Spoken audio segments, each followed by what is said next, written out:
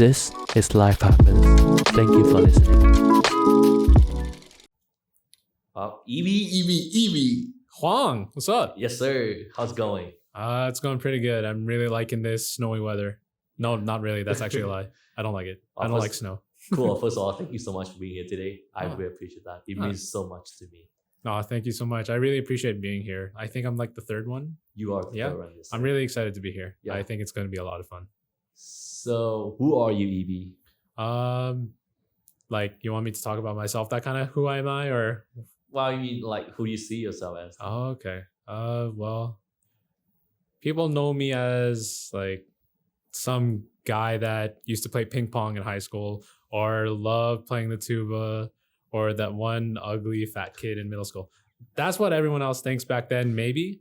But nowadays, I see myself as an aspiring professional car photographer who's well on his way to making his dreams a professional reality. And that's what I see for myself. Wow. At least I hope so. You know, it's really coming along. So I really think it will actually come to fruition, Yeah. like within a timely manner, of course. I don't know how long, but it's getting there and I'm really excited. So, as we talked earlier, I know that you just only started for a year now, a year or less. Yeah, I actually started not even in January. I started in March, I believe. Oh my gosh. Yeah, like just picked up my old camera and I was like, I'm gonna go out to the streets of Edmonton and do street photography. Take pictures of things that I find interesting, be it the city structures or people. And then one day, as I was walking around taking photos, I saw a really nice Mercedes-Benz C-Class just sitting on the street, parked by a financial institution. I forget what it was. Okay. And the sun was just cast over the building, but its shadow was cast over the car. And so there was a background of light while you can see just the street and the car sitting there. And I was like, this looks sick. So I walked around, took pictures of the front, the back, and the side. I even illegally went into the middle of the street. There was no cars Was there. there no one- There was yeah, no one yeah. there. No, I wasn't gonna walk in the middle of Right. like rush hour or anything like Yeah. that. No, but I walked in the middle of the street and took another side shot of the car with the building behind it, and I was like, "This is actually a lot of fun." And the owner actually saw me through the window, and was like, Wait, the owner was inside the car? the owner of the car was inside of the building. Oh, He looked at me through the okay, window. Okay. Yeah, sorry, I should have explained it. No, he it's was in the building. He was looking at me through the window, and we made eye contact. And I was like, "Holy crap, I'm gonna get in so much trouble." This guy probably doesn't like me taking pictures of his car. But when I went to him, and he looked at me, he was like, "You take photos?" I'm like, "I just started, but yeah." He's like, "Why don't you send them over?" I'm like, "Okay." Sent them over. And nothing happened. He didn't respond. He didn't even open it. Nothing happened. Well, I don't think he even opened it. But the sheer excitement of the idea that people want me to take photos of their cars, it like stuck to my mind. And from that March of this year, from that day till now, I've been progressively working towards taking more and more pictures of cars. And I think you do follow me on Instagram. Yes, I do. You would have seen like my work from the first post I made of a Honda S2K all the way to today where I shot for Hyundai's Ioniq hybrid car. And like, it's just mind blowing how it all just happened less than a year. Wow, that sounds awesome. So you just fell in love with photography? Yeah. And it wasn't just like March, I fell in love. It was something that I've been doing since high school, maybe even the end of middle school for myself. I was like kind of like a personal phone photographer for my cousin, and he wanted me to take photos for his Instagram. And he posts it, tags me, and it's like, "Yo, this looks fire." I'm like, "All right, post it." I'd even come up for captions for him and stuff like that, or he'd bounce back ideas. And in high school, we went on like trips together, and I took more photos for him then. And then when I started picking up the camera, he was actually one of the first people I got a hold of to shoot like portraiture and for cars. One of the first people.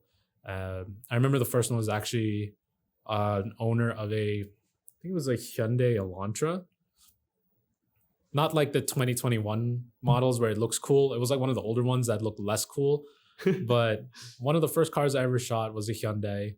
And now the latest car I've ever shot was a Hyundai. So I think it's kind of cool how it wraps around that way. Okay. But no, I started in photography all the way back in middle school. So what's that thing about photography that you into photography? Thanks. The thing that really drew me into it was it makes me sound like a loser, I think, or like some outcast, but I love looking at things, people, or objects from a different point of view and being able to get the characteristic of, say, a car by accentuating small details of it. A really good example would have been the 2021-22 Hyundai Elantra. It got completely redesigned with such sharp lines and edges, and it was such an aggressive look. Some people don't like it. Other people love it. I'm that second half. And I wanted to get a shot of the lines on the side that sort of form a triangle and create those edges. And the front grille, it just looks so... I can't even describe it. Right. I guess aggressive. Aggressive is like a really nice term. I'm going to say aggressive a lot because it's true. And I wanted to capture that. I love capturing character in objects, especially cars. And that's what really drew me to photography. Just being able to do that sort of thing and to have the creative control over that as well, to tell what people should feel when they see it. So you want to tell your story through portraying things, cars, people. Exactly. Places. Yeah, I think that you got it right, just right there. I Through want your to be able to. perspective. Yeah. I want to tell people my perspective on some things. If it's cool, it'll look cool. If it's peaceful, serene, or something that you'd want to hang around the family with for a car, I'd show that. I'd want people to see that in the photos I create. Yeah. I honestly feel like it's from the start. You get an idea that it's a car, but now I think I'm going to lean more towards telling people this is what you should feel when you look at this car. Why you put emotions and love and all the things into a photo. That's awesome. Yeah, because that's what draws people in. Right. Like I bet you've seen a photo of like a mountain. I have to. Right? And you're thinking, wow, that's a cool mountain.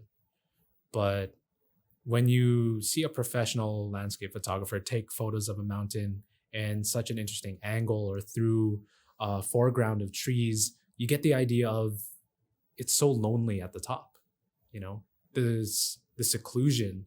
And I think that feeling is so interesting. And I want to be able to capture feelings like that in my work. I always strive for that goal and every single project that I do. And it's always so exciting to strive for that. So out of all the things that you have captured, what's some of the most thing that you're so proud of? You wanted to share with me? Yeah, for sure. So funny enough, it's not even a car. Okay, cool. It was actually on this trip I went to with my wife and her family to like the Banff, Canmore area. And it was one of the hike trails. And I was experimenting with my photography in landscape, and we were over a bridge. We were on a bridge and we were over sort of like a ravine, so to speak. Okay. And looking down, you can see at the bottom of it a flowing river. And there's a rock in the middle where the water splits and crashes into it. And you can see just how the white lines of the water bubbling, just splitting apart as it flows through it. And I was like, that looks so fantastic. It looks refreshing. This is such a new view for me because I'm so used to being down low or the same level, like eye to eye with my subject. I've never been directly on top of what I want to shoot. And so I stood over there, leaning maybe a little too far forward over the bridge, holding my camera a little too far forward from me towards the water, but I stood still and reached over and took the shot over the water. And when it came out, I thought, holy crap, this image sucks. Because it's like, I never shot something like that. I was like, why can't I see it? Okay. Why is it not there? And then I was like, I want to do it again. I'm Okay. gonna try again. I'm gonna zoom in just a little more. Take the picture. It's a little better. I'm like, okay, I'm getting there. And then I was like, okay, what if I slow down the shutter speed so that more light and more of the movement gets shown into the camera? So I was like, I think 1/20th of a second, which is one of the longest exposures I've done handheld. And it looked better. You see more movement. You see more of the white foamy water as it crashes through. So you can see a line of the water crashing through the rock. And I was like, all right, I can see the movement now. What can I do to make it a little better? Well, what if I moved a little closer to the other side of the bridge, just so I'm dead center? And everything started coming together. The composition was great. And I was like, now is the last step. I got to edit this photo. And then when I went home, not even home, I think I even did it in my hotel room and on my laptop. And I edited the photo and I was like, I'm going to make the water blue. And I want to have the rocks a little more neutral colors. So what you mostly see is blue, but then there's some trees and greenery. I want to accent that. I want to add more dark greens. And then when it all came together, I was like, this photo that sucked the first time is one of the most beautiful images that I feel I've created so far. And I think that is something I'm most proud of. Okay. Funny enough, because I actually saw that picture. You saw that? I one? did see that. Yeah. Yes. And wow, now it's just crazy to me that how much work and effort you put into that. How much these little thinkings things that you had to do to take that picture. I think it's beautiful. I like it. Yeah. Yeah. And like, I think that's just it too. Being able to tell that story of how I got that image to Right. you, like, Oh wow. it feels much more valuable to me now that I can share it with you. Yeah. And I hope you can also see the value in it as well. And like, Wow. it's a lot of learning. Yes. It was so much learning. It was so much fun. That's what I'm so proud of. Okay. Wow. So I can see that you always bring life through the pictures. You bring life through the things that not supposed to be alive, like a rock, like a flowing river. Yeah. Tell me a time when you feel alive. When I felt alive, I'd say a time where I felt really alive was my 17th birthday trip with my cousin. I went back to my hometown of Vancouver. Okay. Well, it's my hometown when I first came to Canada. And the last time I was there, I was only, I think, like maybe 10 or 11. So 6 years have passed since I've been there. And I know I've grown a lot. And so I was super curious to see what it would be like when we got there. And among the experiences of catching up with cousins and relatives and old friends, one thing that really stuck out to me the most was a little hiking trail that I went on with my cousin on, I think it was a mountain or something like that. It was a hike trail. There were some cliffs and we went off the trail, like the main trail, because we wanted to take photos. I wanted to take photos for him. We found a really cool spot and we were like, I went off the trail. I usually follow the rules, but we went off because we thought we could do something fun and exciting. And we went out there, he sat by a cliff, overhanging like a foggy view. So it was like ahead of him was almost nothing except for the silhouette of a tree or two. And it was so, the space felt so big and we felt so small, but it felt peaceful at the same time. And oh man, I almost fell. I almost fell. Oh my god. Yeah. And like it was a little slippery. I don't know if my cousin even noticed it. Okay. But I was a little slippery. I thought I was gonna fall, but he held on to me. Like he grabbed my hand just before I felt like I was actually gonna fall. And it was at that moment where I felt like I was going to fall that I was like, I'm doing something so fun. And at any point I can fall down and not see tomorrow. But for that one moment where I get to spend time with a loved one, my family, or my cousin, who I call my brother sometimes, saying he's a brother to me. All that risk was so worth it because I get to experience life. Wow. I think that's what made me felt so alive, is that split moment where I could have slipped and fell, where I was like, I appreciate it so much more. That was super life-changing to me. It was so small, but it was something that made me feel super alive. Wow.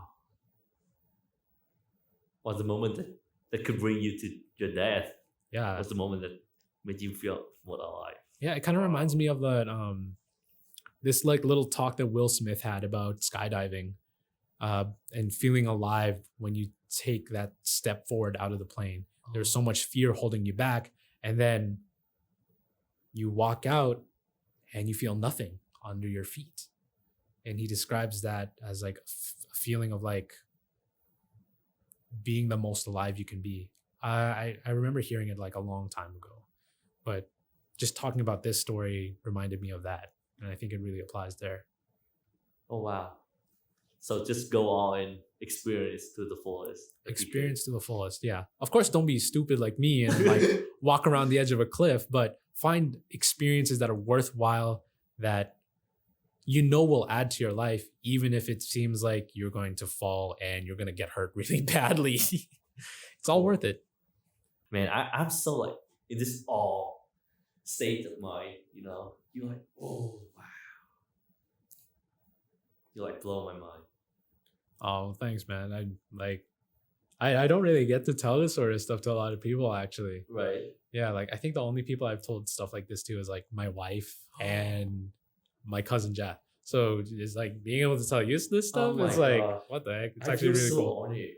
No, Man. no, I feel honored being able to have someone that's willing to listen. I love to listen to stories. I love stories so much. It's one of my favorite things to do. I always tell my mom to tell me stories of her life when I was young. Oh, that's so cute, man. Are you close to your parents?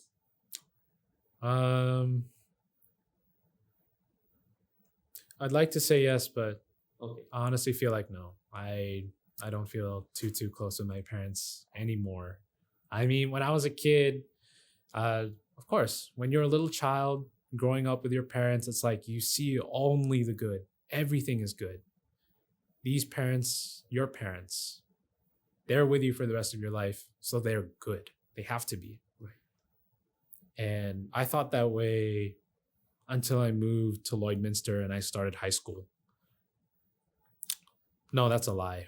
I started realizing that they aren't always good. Even when I was a little kid back in Kuwait, that's where I was born, and I see them fight, and I see them get heated, and I wouldn't know what they're saying because they were speaking in our mother tongue, Tagalog, but I only knew English. So all I could see was the anger. And I was just sitting there confused. I was like, why are they fighting? I thought they loved each other. And it sort of comes and goes. But when we came to Canada, it got a little more intense because, well, we're in a new country. We didn't know anyone except for our close family. And, financially it was tough. We came during the housing market crash in 2008. And so it was even harder then. They'd fight about finances, but when I asked them about how we're doing financially, they'd say, don't worry about it. So they were trying to keep me out of the trouble, and it makes sense. You don't want your kids to see the bad side of things. And I still held on to the hope that I'm still super close to them, and they're the best people in the world. There's no one that could be as good as them. And then when we came to Lloyd, it was good. My dad got a high-paying job. My mom got a job in the city, and we were doing good. But things started falling apart, When we first came to Lloyd, we lived in like a pretty rough neighborhood. And so our car got hit. Actually, like people broke our glass and stuff like that. And that was stressful because that had to go through a lot of paperwork and the insurance was a pain in the butt. And so that kind of thing just happened. And we're like, just sell the car. And my mom sold it to someone, but we never got the money for it. And it was even harder then. And then they started fighting about the money that we just lost selling a car that was our only car and they didn't even pay. And the arguments just kept getting worse and worse. And then they started talking about things that are more personal to their lives, like outside of finances, some things that happened in their relationship. And I'm like, this is so crazy. These are my parents and they're fighting so hard over something that happened so long ago. And that to me hurt a lot. And all I could think about was they're fighting over something so long. in the past that I'm starting to feel ignored and neglected. And that's when the disconnect started.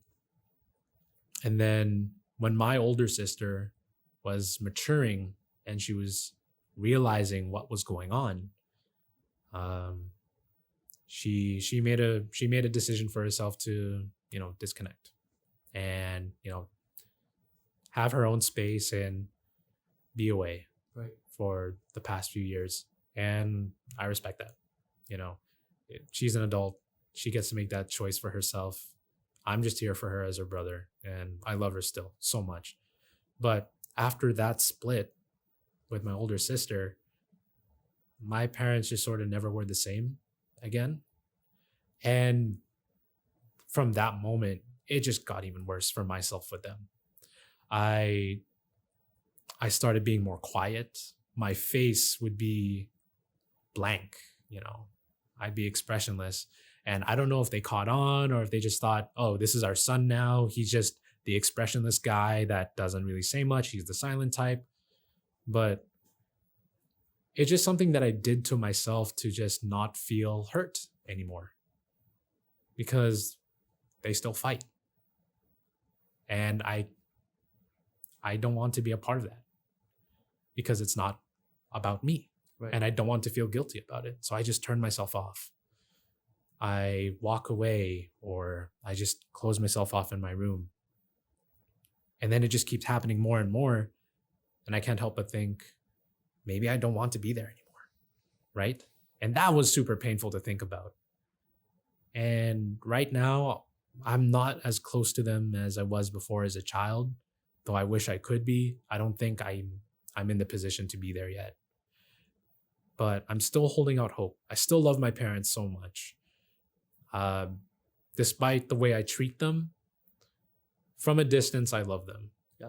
And I still visit them when I can. I still have dinners with them because of that same love. And I only hope that I can grow that again and connect with them. But I'm ready to accept whatever reality comes first. So are they still together? They're still together, though there were moments where it was really close to breaking apart. They still stuck through. And I'm confused whether or not I respect that or if I hate that. Why do you know? think they still keep being together after so many ups and downs and all the things? Well, they're a Christian family. We're a Christian family. Okay. And so we hold on to the belief of, when you're married, you stick by that person no matter what. And they hold on to that foundation and principle so strongly. That I admire about them, is their strong beliefs and values. But it gets to a point where it's like kind of scary. But what really also held them together was the kids. Yeah. Even though it can get hard and we see the worst in them and their heated arguments, they still want to show us that they still stay together. I think that's the message that they're trying to give us. Albeit misguided, and the message that they give off is still quite negative. That little detail about why they stick together is because of us is still there. And it's something that I hold on to and respect and would like to hold on to with my wife, minus the fighting and the bad stuff. But I think that's what really keeps them together. It's just us, the kids, and my older sister and my younger sister. So you guys was the connection. You guys was the reasons why they kept being together. Yeah. And sometimes I feel guilty about it, because they say stuff like, we're together for you. Oh. But when they say that, I hear, the only reason why we haven't split up yet is because you're still here. Wow. And it gets to me sometimes, but I try to remind myself that's not why. I'm not the baggage. They're holding out hope to be together because they want me to be happier. Okay. So how are they doing so far together? Together, seems like they're getting better. Yeah. Of course, when there are moments that they seem like they were getting better, it can come crumbling down. But every time it gets better, I hold out hope. And this time it seems like it might be. We might be getting there. They might be able to move past a lot of the past pain and actually find another way to be happy again together.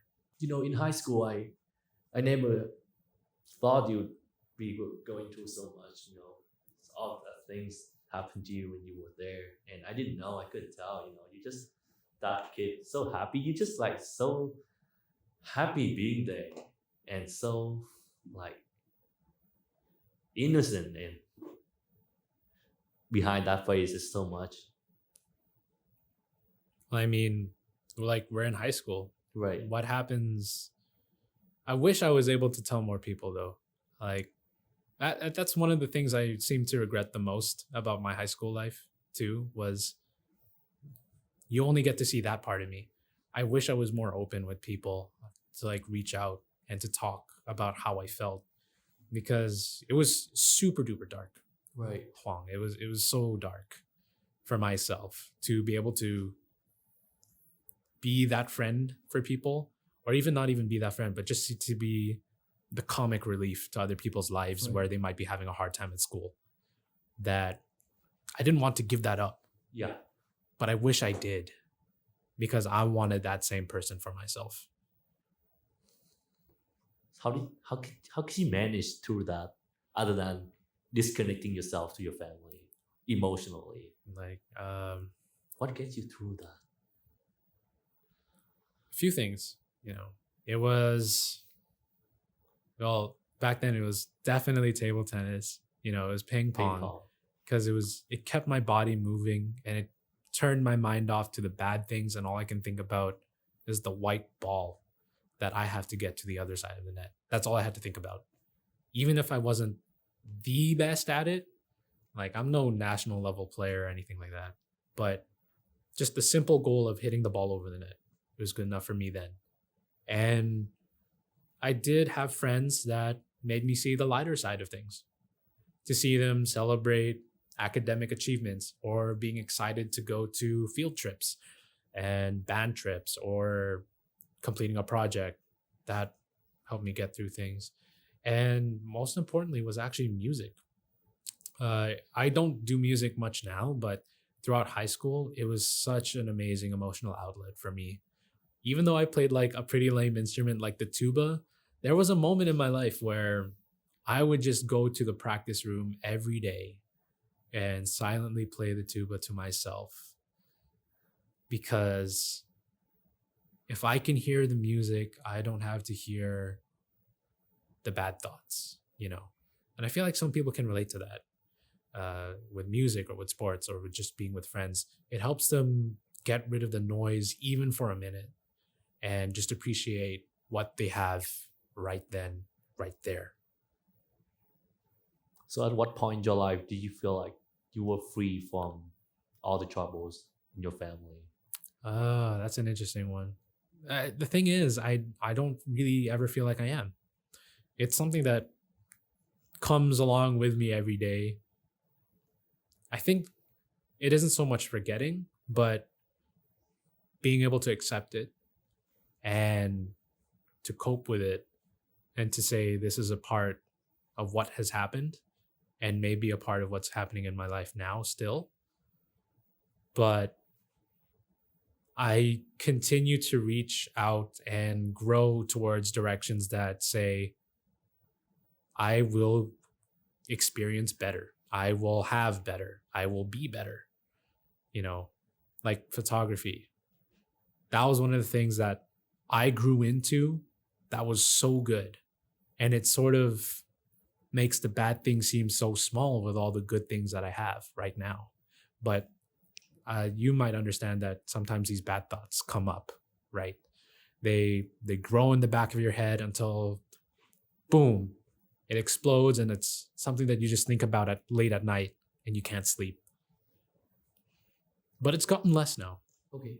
It's gotten a lot less. And I think I can't ever forget, but I can definitely grow beyond what has pained me for so long. Would you say that becoming free from that childhood is a continuously growing process? Yes, it's definitely, I'm growing every day from that small child to me today to whoever I will be tomorrow. I don't know what'll that be, but I'm excited. Do you feel like that childhood is what made you who you are today? Yes, definitely. And that's one thing that makes me happy and sad at the same time, that it was through those experiences, those negative ones, that shaped me, but it was also through the good experiences that shaped me as well.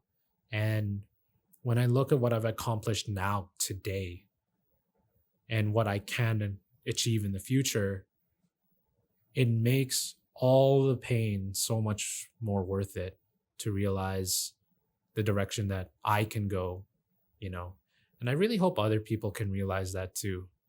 And like, I don't want to be the only one that feels that way, because that'd make me lame. I wouldn't want to be the only one. You I absolutely, want the same for you, right? can tell you're absolutely not the only one. Yeah. Yeah. That's great. It is great. So you're not lame. You are so cool. And then my first day of school, when I tour around, I actually during lunch, I actually saw you playing ping pong. Really? I was The like, first wow, day. first day of school. Yeah, Wow. I saw you playing ping pong in the hallway, whatever that hallway was. The one that's upstairs? And then they removed the ping pong table after that. That was so sad. Yeah, Yeah. I see you play so passionately. Oh my gosh! And with some other guys, I don't know who they Oh were. yeah. Yeah. Like I remember playing with, do you remember you played with Chung last night? You know Chung, right? Yeah, dude, Yeah, I played with him sometimes too. And Ping it was so pong? much fun. Yeah. Oh, He really? played with me a few times. Oh wow! I didn't know he played ping pong at all. Oh, he's pretty solid. Oh, Like, okay. it's so much fun. Wow. Wait, did you stop playing ping pong back in the Philippines or? Actually, I never played in the Philippines. I Oh. started. Excuse me. I started in Lloyd Oh, here. really? Actually, when I was in middle school, I was like 13, Yeah. and my dad was like, "Here, kiddo, a ping pong paddle. Do you know what this is? Yeah, that's a ping pong paddle. Do you know how to play? Yeah. Okay, I'm gonna teach you how to play." And then he just gave me like all this professional equipment right off the bat. And I was like, Oh. what the heck is this? He's like, just play. Bring it to your school and play. Because I saw a ping pong table. I'm like, okay. So I started playing and I was so bad. I didn't Yeah. know what I was doing. And then my dad was like, all right, I'm going to teach you the first thing. I'm like, okay, what is it?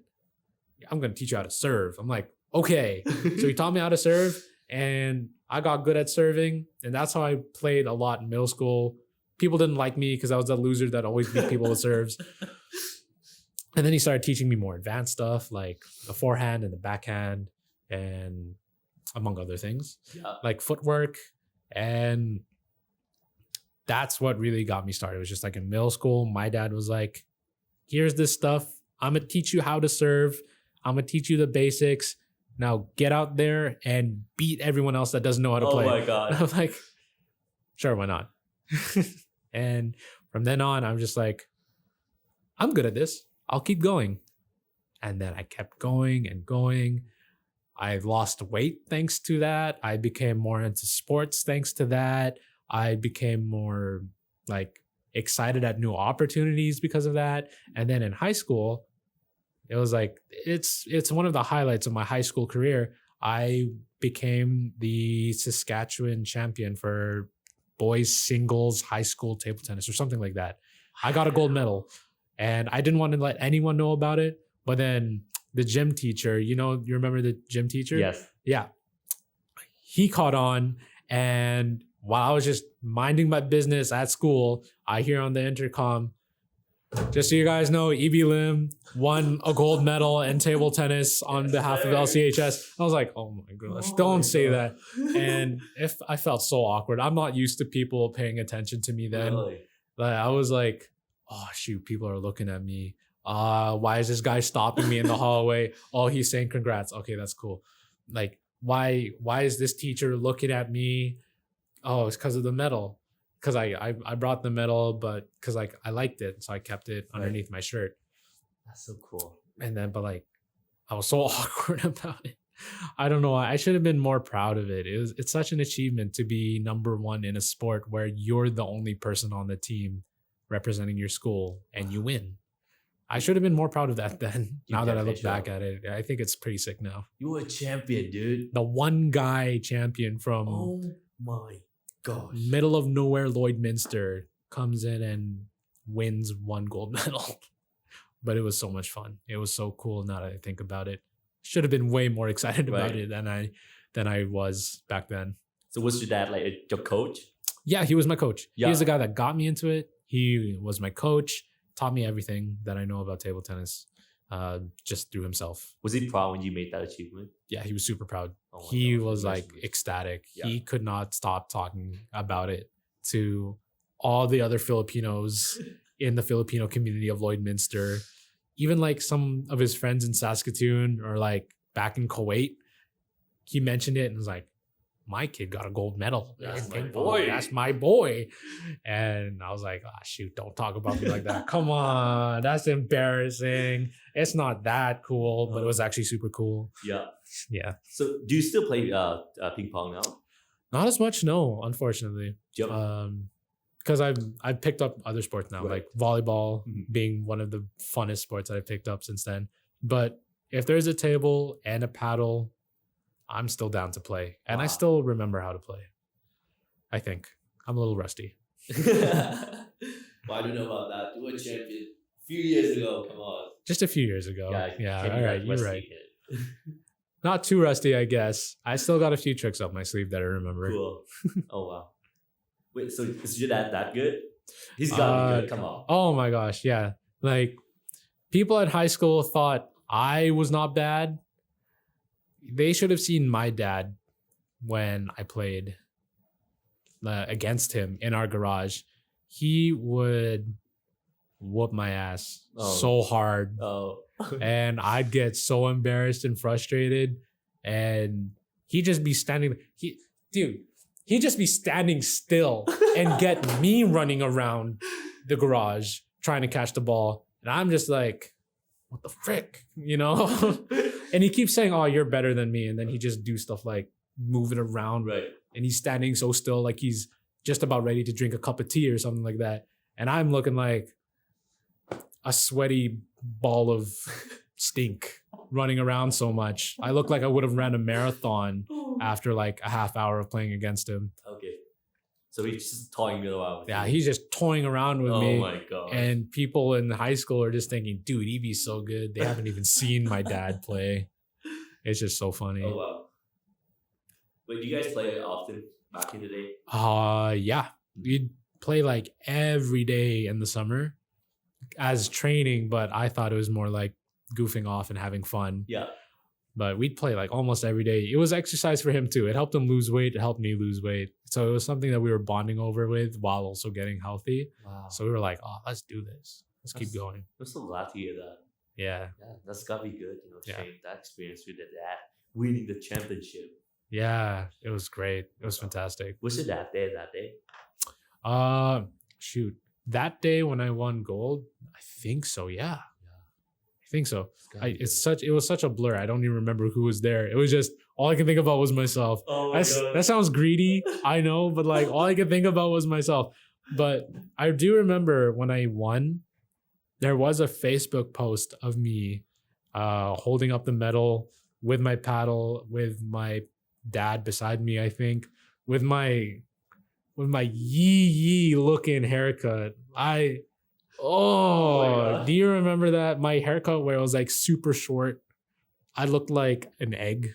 No, just Like I was hideous. Like Oh. I bet if you looked at photos of me on Facebook Mhm. or my family's posts and you see me, I'm in a blue shirt holding up the medal and a paddle in a weird way too. Like Wait, I'm you hold dangling the wait, paddle. You held him like that? Yeah, so I was holding the medal with the ribbon on my, like the medal's on my neck and I was just holding it up like this.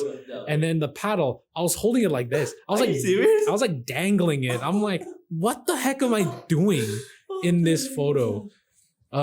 Good memory, bad look for Oh, me. okay. Do you still have the picture by any chance? Yes, I still have it. Oh my gosh. It's online, dude. Anyone can find it now. I gotta see that one. You gotta find I it. gotta see that Like one. just look me up on Facebook Yeah. and you can scroll through photos of me. You'll probably find it. Okay. Can I put it in the frame and send it to you? Oh my gosh, if you send it to me for Christmas, This I huge photo. I'll tell you what, if you do that, I will hang that up on my wall and I'll send you a picture of it and post it online saying Oh. that you sent that to me. Oh my god. I'm gonna hang that. Okay, baby, I love you. Oh, God. I love you too, man. Thank you. But man, if you do send me that frame, I'd Yeah. laugh and be I'd laugh. I think that's it. You hold it in your sleep. Yeah, I'll hold it in my sleep. I'll kick my wife off the bed and be like, it's my picture here. I want to sleep with myself. Yeah. Oh my god. That's awesome. That is so weird. Whew. Now I'm so tired. Oh my god. I'm sorry, Huang. I'm Yeah, so sorry. It's your fault. It's on you now. I'm building up your muscles. Your face muscles. Yeah, my jawline muscle. Yeah, you're gonna look so like sharp here. Have I you wouldn't seen recognize those things where people like chewing them out? Yeah, I've seen that on And TikTok. this thing right here, like, pop out. Yeah, like it's like a circular thing, or sometimes it even has like a little wiggly thing at the end, Oh, is it? and like grip on it and chew it. You're so crazy, man. And I'm like, why would you do that? I don't know if it even works. I just like I do the trick where you put your tongue on the roof of your mouth and you suck it in. So like you Oh. can see my let me like relax the fact here. Like it's round, but when I do it, it's like oh, I you can see the You line. popped it, like, Yeah, the yeah. It goes chin. the fat or like whatever from underneath your chin goes up and it sharpens your jawline. Like Oh wow. like I'll say it again. You put the tongue on the like onto the roof of your mouth Okay. and you suck it in. And if you look at yourself in the mirror, you'll notice you actually have a jawline. Oh. And ever since I discovered that hack, I was like, I'm gonna do that every day. How did Every you learn single that? day. How did you learn that? How did I learn that? I got it from I think it was from my cousin, Oh, or I yeah. just found it online. I know I was on Instagram at the time when I found out. And I was like, there's no way that works. It's just like some guy doing this, like scrunching his head into his body and then just sticking out his head to show the jawline. But then when I tried it out, I looked like a goofball. I was standing in front of the mirror staring at my jaw and I was like sucking in my tongue. I was like, is it working? Is it working? And then I looked at the side profile and I was like, oh my gosh, it works. My jaw is real. I thought it was fat. No, I just need to suck my tongue. You still have to pose. Yeah. Such a cool hack. Changed my life. Dude, I still look cool hat today. Yeah. So proud of myself. You're welcome, man. You're gonna look so good when you take selfies now. Yeah, Or exactly. take I pictures. never knew that actually. I never knew that. You never knew that? That, that was actually my first time hearing that. Dude, I'm so happy to share that with you. Like it's so cool. It made me I used to think I was like a 6 out of 10. It bumped me up to a solid 7.5 out of 10. Or an 8 even on a I'll good say day. 9. Yep. You say a 9? There's always room for improvement. Come on. Always room for improvement though. No one's a 10 out of 10. Exactly. No one. Always room for improvement. Okay. That's so cool. Let's move on to the question. Yeah, sure. Next Let's do question. that. Okay. So throughout all the ups and downs in your life, Yeah. if you could go back in time and give yourself an advice, what advice would you give to yourself? Oh man. The advice I tell myself back then, I'd go back to the day when I first came to Vancouver and I'd tell myself, do what you love, man. Like when I was a little kid and we first came to Canada, I was scared to do stuff because I'm in a new country. I knew the pressure of what it was like to be an immigrant in the Western part of the world.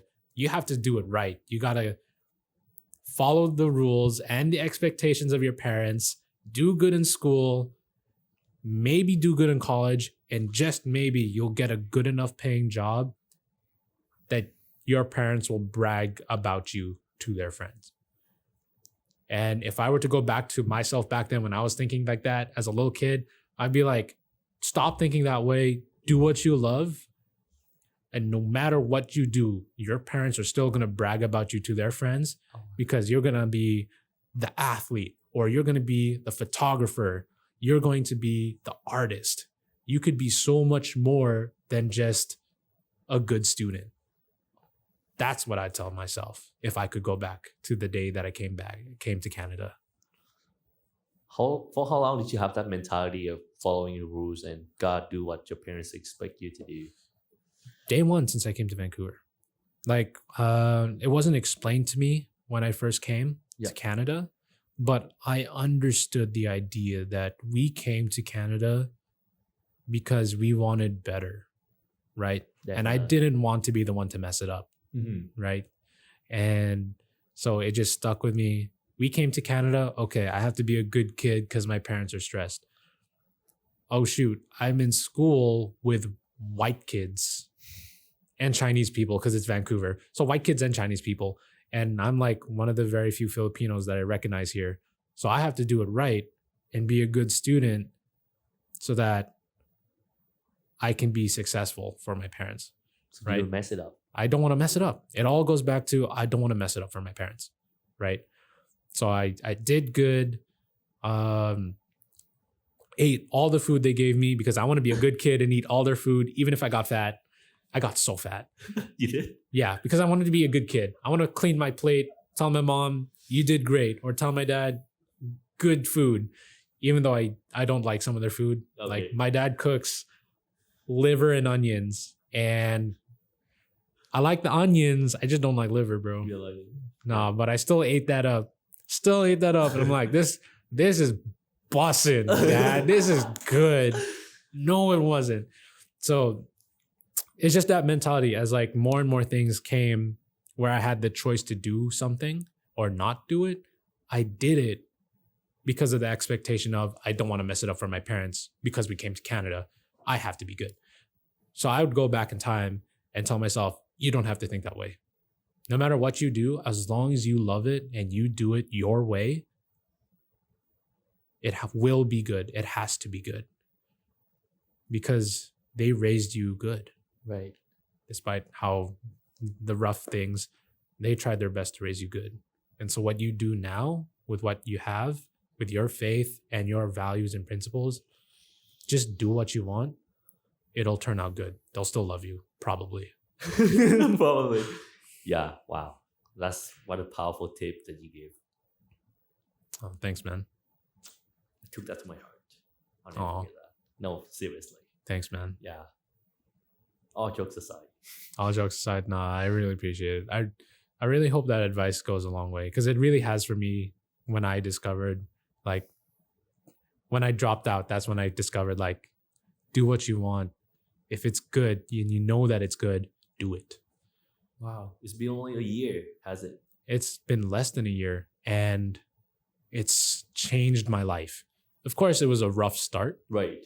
but when you go past the initial barrier, like first 3 months, and you start really digging into what you have to do to reach your goal, and you see the work that you put in and the growth that you've had, it's like, this is the best advice I've ever given myself. Just do it. If you genuinely think it's good and you want to do it, do it. Yeah. It'll be worth it. And people will appreciate it. Some people won't. I know my parents want a stable job for myself. They want me to be in business or still work like in a bank. But I'm here like, no, I know I can be a photographer. So I will be. And that will be what happens. Do you think your parents are very proud of you? They are. Right. I think they're very proud. Of course, scared. Yeah. Because, I might mess it up for us. Definitely. Mess up the opportunity that we've been given. But I think I'm actually capitalizing on this opportunity. Because if we were still in Kuwait or if I went back home to the Philippines, I would not be able to do this. I would not be able to grab a camera and say, this is what I will become. Mm-hmm. But when we came to Canada, all the freedom in the world to just pick up any piece of camera and take photos of stuff I love because I can walk outside and not worry about it, or I have the time to do it because I caught up on my homework, Like, I'm so glad that we came here. That's the opportunity they gave me. This photography. They didn't know it then, but I realize it now. Right. Yeah, I think that's quite important, right? that's really important. Yeah. That's what we have to remind ourselves is don't be afraid to think that you'll mess it up. Right. Because the only reason why you can do it now is because of what the opportunity was given to you when you came here. So the moment that you decided to drop out, were you nervous? Were you scared? Oh, dude. Tell me about it. Let's go back to the first time my first year of college, right? I was studying pharmacy and I was struggling so hard in my classes because I hated the idea of being a pharmacist now. I initially wanted to study pharmacy because I always tell people this, and it's always true. I was following the Asian stereotype of either being a doctor, lawyer, business guy, or being unsuccessful. You know? Exactly. So I was like, all right, I'm gonna be a doctor. I'm gonna be a pharmacist. Hated it.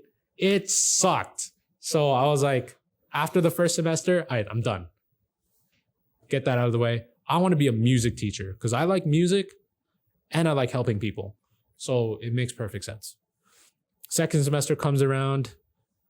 Sucks, dude. Like the psychology was fun. The educational psychology was fun. The material was fun. But just the thought of being a teacher and me sitting on a desk in a classroom, all I could think about was being the cool teacher, but I never really thought about the professional side of things. And I thought, is this what I want for my life? No, not for me. So I was like, first year is done. I wasted my family's RESP for myself. Felt bad for that, but it was an eye-opening experience. Yep. And so stopped going to Lakeland, moved to Edmonton to go to NAIT to study finance. First year, started all over again. Took up finance because during COVID, I was like, I should take care of my finances. Okay, why not study finance? Because it's so much fun. I love it. You know, investing in the stock market or setting a budget for myself. Even now, I'm sort of like the financial coach between my wife and I, handling all the expenses and budgeting. But when I went to NAIT to do it, and I was like, we were talking about accounting and evaluating the price of a house and interest rates. I'm like, this is so mind-numbingly painful. I don't want this to be the rest of my life. And so after my first year, I failed accounting and I dropped out. I just dropped out. I stopped. I didn't even send an email. I probably should have, but I didn't. But they didn't bother me anymore. So, and they're like willing to refund me some of the money too, or something like that. Okay. But I was like, I'm out. I'm done. Peace. Photography time. But it was so nerve-wracking that when I finally realized I wanted to drop out, because all I could think about was the wasted money. I used up my family's RESP for my first year in Lakeland, and then now I'm using student loans for my first year at NAIT, and it's led to nothing. And all I can think about, this is leading to nothing. I have to tell my parents the news that I dropped out of college, that I didn't want to do this anymore. I wanted to take photos of cars. Imagine that. You want to tell that to your parents who threw away their entire lives just so you can come to Canada, and you, after 10 years of living in Canada, you're just like, hey, mom, dad, I don't want to go to school tomorrow. I don't want to go anymore. Can I take the camera out and take pictures of cars, please? Like, dude. Nope. I was already like punching myself in the face over that. So I was like, screw it. I'm not going to tell them. Wait, you didn't even tell your parents? I didn't even tell them initially. I'm just like, I'm just going to work and do my photography. And then I'll slowly bring in the news that I don't want to go to school anymore. And it worked. It did. It worked. And the pressure was so off me when I told them the news. Like, I was telling them, oh, I found out that if I did want to be a financial advisor, I don't have to go to school anymore. I could actually just work full time for 4 years and I can qualify for the exam. They're like, really? And I was like, yeah. So why don't I just work in finance at an entry-level job and work my way up there with experience and then write my exam? So you did got an entry-level job. Yeah. Right. And I got well, first of all, I did door-to-door sales jobs. Well, not really sales. I was helping a charity. And then I did a door-to-door marketing job for TELUS. Those aren't finance, but it's work. So it was something. But then when I finally got a job where I am right now, it's like, it's finance now. And so I was like, this is my foot in the door, guys. Hey, mom, dad, this is finance. You don't have to worry about it anymore. For real. Yeah, that's what I told him. You don't got to worry about it anymore. I'm in finance without a degree. Like, your son is obviously doing something right. And then I think just last week, I told my parents, or maybe even like a few weeks ago, I told my parents, this isn't the end goal for me. I told them I want to be a car photographer. Here's all my work. They didn't follow me on Instagram because they don't have Instagram. So I always showed them my work every time I visited, and they'd see pictures of cars and they think, oh, this is cool. But then eventually their reactions got more and more excited, and they were realizing just how good I'm getting. And they're like, whoa, this is great. Until eventually, just recently, I told them, hey, I don't want to work here. I want to be a car photographer. The dealership that I've shot for is willing to pay me now.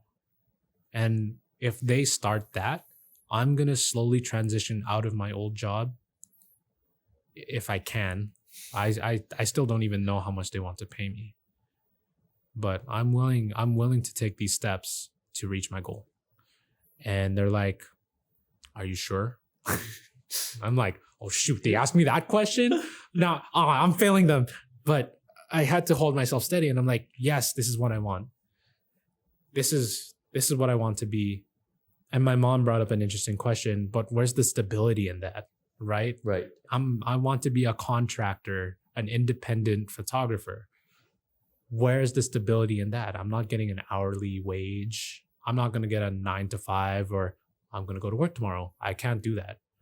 I have to find the work. And I was like, that's true.